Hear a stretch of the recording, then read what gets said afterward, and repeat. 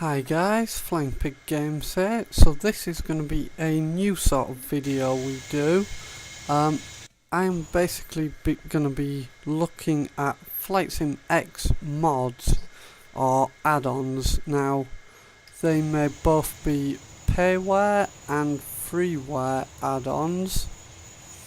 Now this one is payware. I bought it from Just Flight. It is, as you can see, a Lightning. This is the FSX. It's made by Aerosoft, and sold by Just Flight. So I'll leave links, or I should leave links in the description if I remember. And we're going to talk a bit about the aircraft and have a look at the mod, at the actual add-on itself, and we're going to try and do it pretty quick. I'm going to aim to be under 10 minutes. Just as a quick thing as well about this series, or about these types of videos, if you have a particular aircraft or mod you want me to look at, drop a suggestion down in the comments and I may consider having a look at it if I can find it. Right, so as I said, this is the Lightning F6. Now the Lightning was a Cold War era supersonic interceptor built by English Electric in the UK.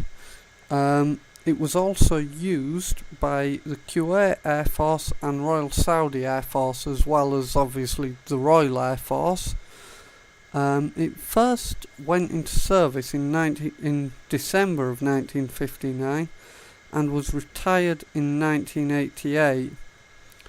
Just while I think about it, I should also say all the information I get for, or I'm going to have for these videos, is all just a quick research on Google. Usually this one was just a quick look at Wikipedia via Google, so yeah, it might not be entirely accurate, but you know. Anyway, let's get into the air, because that's what the Lightning's supposed to do. This is Doncaster Sheffield Airport, also known as RAF Finningley. Now, can we see the afterburners, or reheats rather? Come on. Oh well, let's get the brakes off. Ooh. Now, the Lightning was known for its climb rate. It's said that it could, if it wanted, achieve an initial climb rate of 50,000 feet per minute. Hold on, let's try and just tease her up, shall we? I've knocked my card with my info off onto the ground. Now the way it'd do that is it'd come up, gain a bit of speed, and then just go vertical, like so. Something like that, and that at full afterburner would give approximately 50,000 feet per minute, I'm told. The issue with that is you do lose airspeed pretty rapidly, and then you stall and start to get into an uncontrollable situation, like I very nearly did there. So you can see, even though there we go, that's a bit of a stall. Even though we climbed pretty rapidly, we only made about 6,000 feet there. So that's actually, you know, it's an impressive climb rate, don't get me wrong, but it's actually not the best way to climb. Typically you'd accelerate and you'd put it just to a high nose up angle, you wouldn't go vertical, and that's actually the better way of gaining or getting to a high altitude in the shortest time with still full power. This Lightning model, by the way, this particular one is a Mach 6 from 11 Squadron. Okay, so what other facts have I got for you? There were during its lifetime, there was somewhere between 300 and 350 Lightnings of different variants built. I have no idea where I am anymore, but you know, that's absolutely fine. There's some roads down there. Now, unfortunately, the Lightnings don't fly anymore. They're not in service anywhere, and none are allowed to fly anymore. Whether privately owned, they still cannot fly, unfortunately. So, their sort of original role, I'm just trying to keep us fairly close to this airport rather, but I've completely lost sight of it again.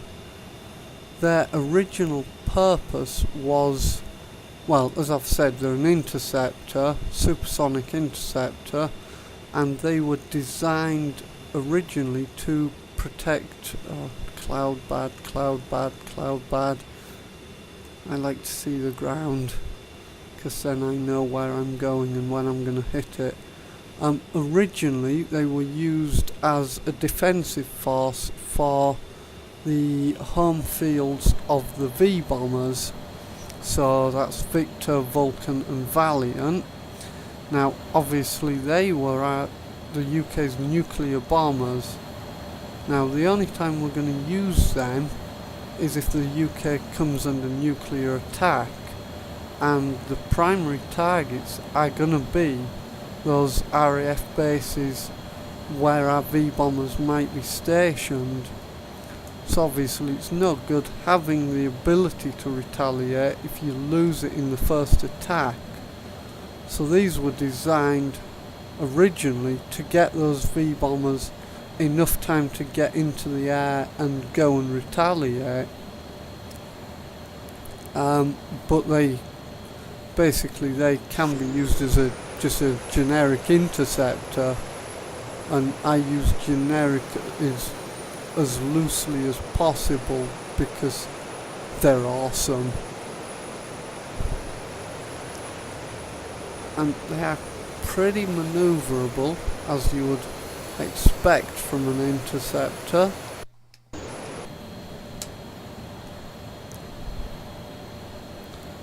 Now we are getting close to our time at 10 minutes, but that's fine. Hold on. Now I have, according to Wikipedia, the highest reported altitude that this ever got to, or that any Lightning ever reached, was one Lightning apparently managed to get to approximately 87,000 feet over Saudi Arabia. Now in English that's bloody high.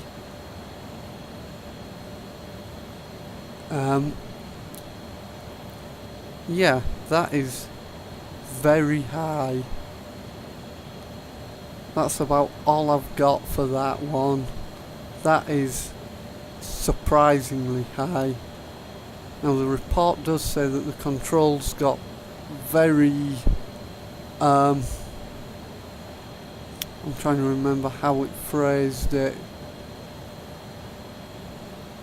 No, I can't remember how it phrased it, but you know, it was on the edge of being uncontrollable, and it seems that the sort of method for getting that high was basically put it into a parabolic arc, or a ballistic arc rather, get up fairly high. That is not the airfield we took off from, and then basically just nose up, trade airspeed for altitude, and just let it go up and drop back down again. I'll demonstrate this down here because I don't think I can control it up high. So I am going to get us some airspeed, and then I'll just cut the power and demonstrate this parabolic arc.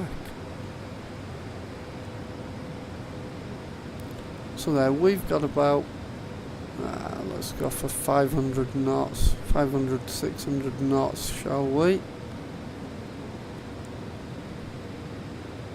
Now in most aircraft this would be insanely fast, but in the Lightning this is just sort of, yeah, it's quick. And now I'm going to cut the power and just nose up. So as you can see, our airspeed is dropping, but our altitude's going up.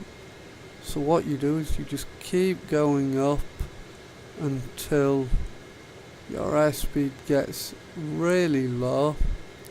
You don't want it to stall, but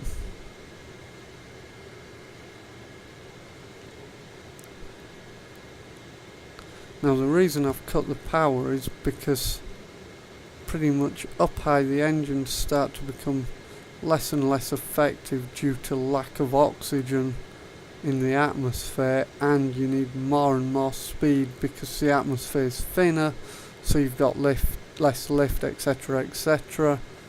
And yeah, so this basically has the same effect.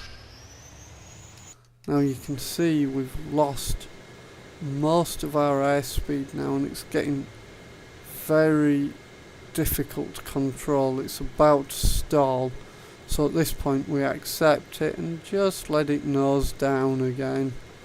And as you see, we've just basically done essentially a big curve, and that's how you get up to those insanely high altitudes. That was the term they used. They said the controls were on a knife edge. Pretty much they were very close to losing control of it. Now you can see the Lightning's good at gaining speed. Even in this dive we're nearly back at 400 knots without any power. And there's some power. I am still so lost. That's ferry bridge over, not ferry bridge, Drax over there I think. The power station. You know what, it is an interceptor, isn't it? It'd be a shame not to.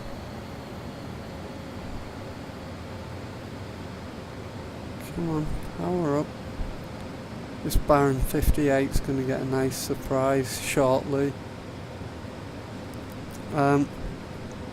So, the top speed, it very much depended on the variant you're looking at, but according to what I've found, the sort of highest speed accepted as what the Lightning could do was, or what any Lightning could do, was Mach 2.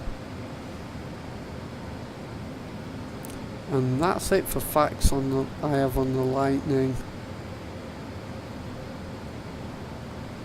So we are just going to make a quick intercept of this Beechcraft, and we've lost a lot of speed positioning on him, and then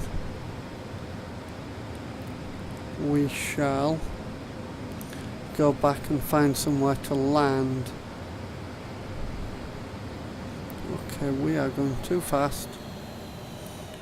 Right. He's a Baron. He's probably only doing about, well, he won't be doing more than about 140 knots, I reckon. Ouch, that's going to be difficult for us. Let's get flaps out so we can do this.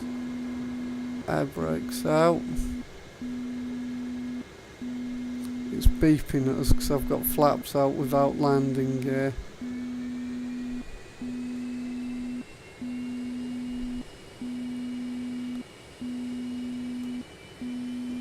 Okay.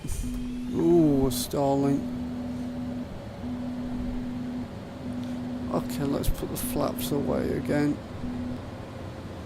Get some speed.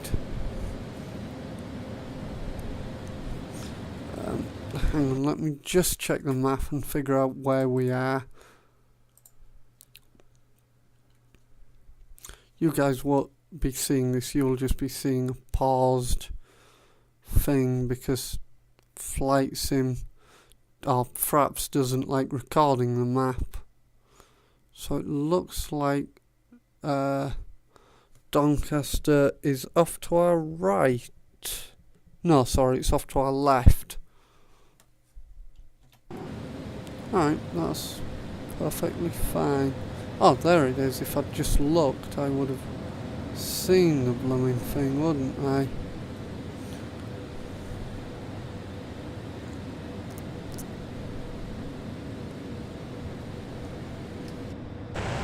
There you go, there's the reheats. Now obviously this burns fuel at an incredible rate, but it doesn't matter because we're off back to land shortly and I'm not paying for the fuel.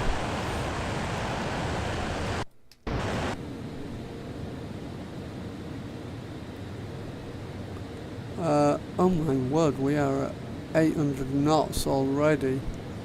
I'm going to pull the power back a little bit and let's roll around this way. Let's get the power back.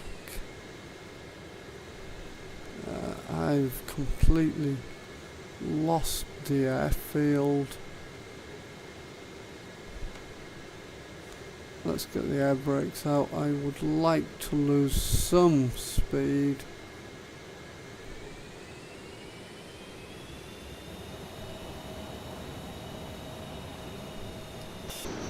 Anyone see it?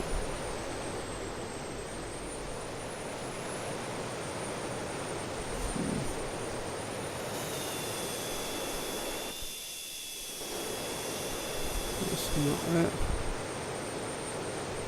Whoops, do not want to be upside down. Not that it would cause a massive problem, but it just confuses things. How have I lost the airfield again?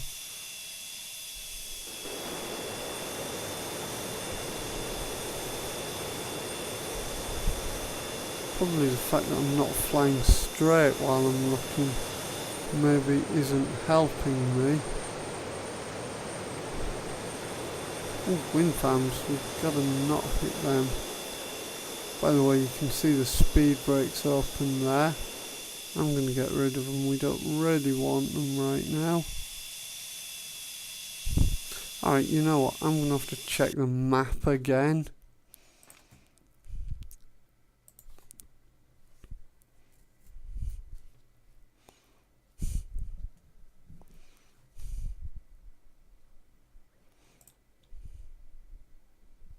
Okay, it's behind me, so we can solve this easily.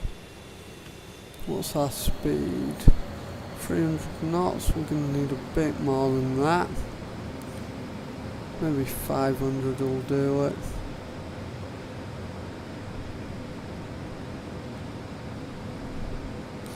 As you can see, it doesn't take much to get up to speed in this aircraft. It was known for being one of the fastest accelerating aircraft of its time and fastest climbing aircraft. Checking if you've centered now, it's going to bug me. Ooh.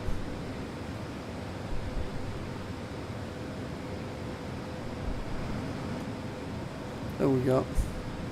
So according to the map, the airfield that I'm after is back this way somewhere.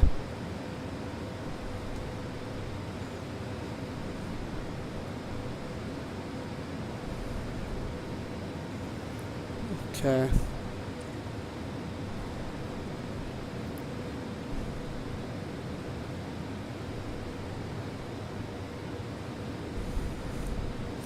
I have no idea right now. And also, yeah, I know I'm looking at my watch, so much for that 10 minutes idea. This has gone on to nearly double that, but I will do my best to ensure future videos are significantly shorter.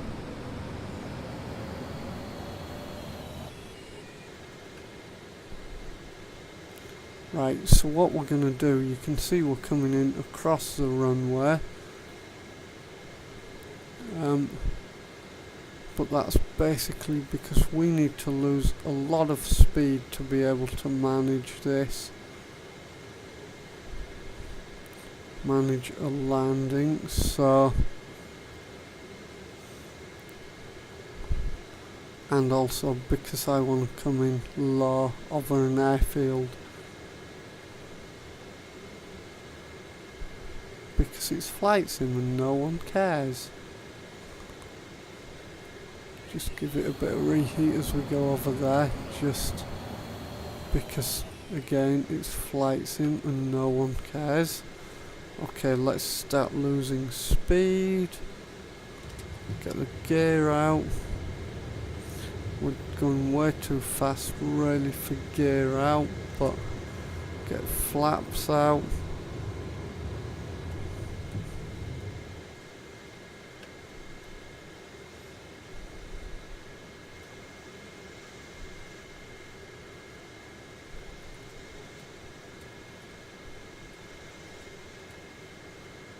Again, ooh, bad. Give it a bit of power. Get the nose up, get the nose up, get the nose up. That went nowhere near as smoothly as it did in my brain.